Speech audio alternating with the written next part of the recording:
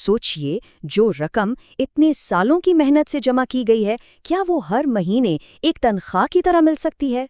आज हम एक ऐसी ही जबरदस्त हिकमत अमली यानी सिस्टमैटिक विथड्रॉल प्लान पर बात करेंगे और देखेंगे कि ये कैसे मुमकिन है। ये एक ऐसा सवाल है जिसका सामना तकरीबन हर किसी को जिंदगी में कभी न कभी होता है, खास तौर पे रिटायरमेंट के करीब। जब तनख्वाह आनी बंद हो जाए तो अपनी बचत को एक मुसलसल आमदनी की मशीन में आखिर कैसे बदला जाए? चलें इसका हल तलाश करते हैं। तो इस माली पहेली का हल क्या है? इसका जवाब एक बहुत कारआमद टूल में छुपा है, जिसे कहते हैं सिस्टमैटिक विथड्रॉल प्लान या SWP। आइए समझते हैं कि ये है क्या और ये काम कैसे करता है।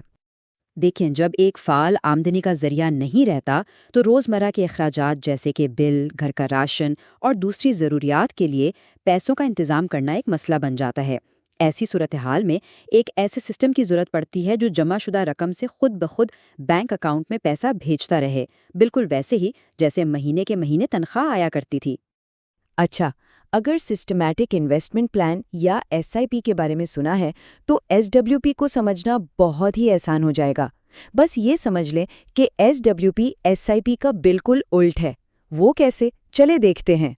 बिल्कुल सादा लफ्जों में एक बड़ी रकम किसी म्यूचुअल फंड में लगा दी जाती है और फिर फंड मैनेजर को ये हिदायत दी जाती है कि वो हर महीने या हर 3 महीने में एक तयशुदा रकम आपको अदा करे। ये आपकी जमाशुदा रकम को एक ज़ाती पे चेक में बदल देता है। चलें, इन दोनों को आमने सामने रखकर देखते हैं।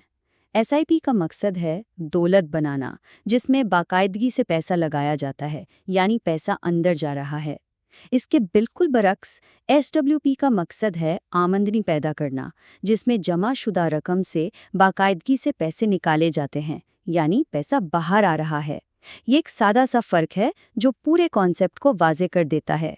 ठीक है, तो अब जब हम ये समझ गए हैं कि SWP है क्या, आइए थोड़ा गहराई में चलते हैं और देखते हैं कि ये अमली तौर पर काम कैसे करता है। यही वो जगह है जहाँ पैसा हमारे लिए काम करना शुरू करता है। फ़र्ज़ करें कि किसी ने म्यूचुअल फ़ंड में 10 लाख रुपए की यकमुश्त सरमायाकारी की है। अब माहाना अखराजात के लिए 10,000 रुपए की ज़रूरत है।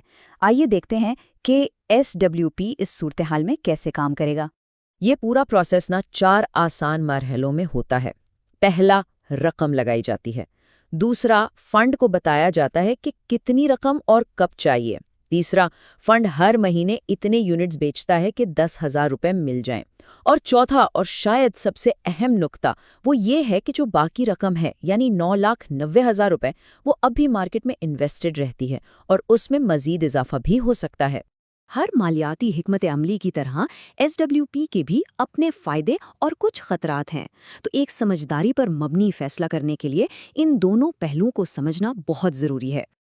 SWP का सबसे बड़ा फ़ायदा तो एक मुसलसल काबिल भरोसा आमदनी है, लेकिन इससे भी अहम बात यह है कि बाकी रकम मार्केट में लगी रहती है। इसका मतलब ये है कि अगर मार्केट अच्छा परफॉर्म करे तो सरमायाकारी महंगाई की शरह से ज़्यादा तेज़ी से बढ़ सकती है, जिससे पैसों की कुव्वत खरीद भी महफूज रहती है।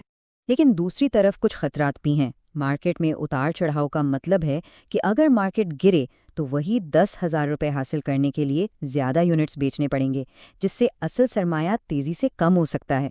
और ये भी याद रखना ज़रूरी है कि महंगाई की वजह से आज के 10,000 रुपये की कद्र 5 साल बाद कम हो जाएगी। अच्छा, ये समझने के लिए कि SWP कितना मुअस्सर है, आइए इसका मुवाजना एक और मकबूल ऑप्शन से करते हैं, जिसे ज़्यादातर लोग जानते हैं, यानी फ़िक्स्ड डिपॉज़िट। तो देखें, फ़िक्स्ड डिपॉज़िट एक मुकर्ररा कम मुनाफा देते हैं और बहुत महफूज होते हैं, लेकिन अक्सर महंगाई का मुकाबला नहीं कर पाते। दूसरी तरफ SWP मार्केट से मुंसलिक होता है। हाँ, इसमें खतरा तो है, लेकिन ज़्यादा मुनाफा और महंगाई से बेहतर तहफ़्फ़ुज़ का इम्कान भी है। इसके अलावा SWP में अपनी ज़रूरत के मुताबिक निकाली जाने वाली रकम को आसानी से तब्दील करने की लचक भी होती है। तो इन तमाम मालूमात के बाद सबसे बड़ा सवाल ये है, क्या SWP एक मुनासिब इंतखाब है? आइए कुछ अहम नुकात को देखते हैं जो इस फैसले में मदद दे सकते हैं। دیکھیں، سیدھی سی بات یہی ہے، اگر کوئی ریٹائر ہو چکا ہے یا کوئی ایسا شخص جو اپنی سرمایہ کاری سے ایک اضافی مستقل آمدنی کا ذریعہ بنانا چاہتا ہے، تو ایس ڈبلیو پی ان کے مالی اہداف کے لیے ایک بہترین حکمت عملی ہو سکتی ہے۔ تو ایک اہم سوال یہ بھی ہے کہ کتنی رقم نکالنا محفوظ سمجھا جاتا ہے؟ زیادہ تر مالیاتی ماہرین سالانہ 4 سے 6% کی شرح تجویز کرتے ہیں۔ اس کے پیچھے خیال یہ ہے کہ اس ریٹ پر آپ کے سرمایہ کاری پر ملنے والا منافع آپ کے نکالے گئے پیسوں کی تلافی کر سکتا ہے، جس سے آپ کا اصل سرمایہ لمبے عرصے تک چلتا ہے۔ آخر میں ایک کامیاب ایس ڈبلیو پی کے لیے 3 باتیں یاد رکھیں۔ صحیح فنڈ کا انتخاب کریں جو آپ کے رسک لینے کی صلاحیت سے مطابقت رکھتا ہو۔ کم خطرے کے لیے ڈیٹ فنڈز اور متوازن گروتھ کے لیے ہائبرڈ فنڈز بہتر ہو سکتے ہیں۔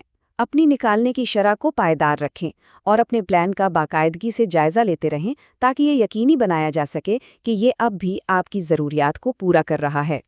تو آخر میں سوال یہ پیدا ہوتا ہے، کیا محنت سے کمائی گئی دولت صرف بینک میں پڑی ہے، یا اسے ایک ایسے نظام میں لگایا گیا ہے جو باقاعدگی سے ادائیگی کرے؟ سسٹمیٹک وڈرال پلان ایسا کرنے کا ایک بہت مؤثر طریقہ ہو سکتا ہے۔